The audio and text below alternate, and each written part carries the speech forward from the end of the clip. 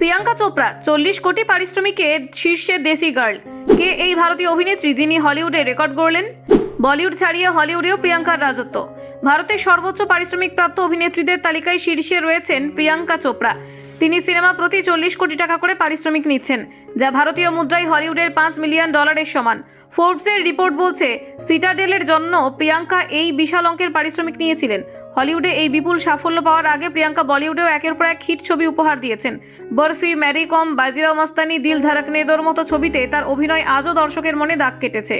তবে 2017 সালে বেওয়াচ দিয়ে হলিউডে অভিষেক হয়। ধীরে ধীরে বলিউডে তার উপস্থিতি কমতে থাকে।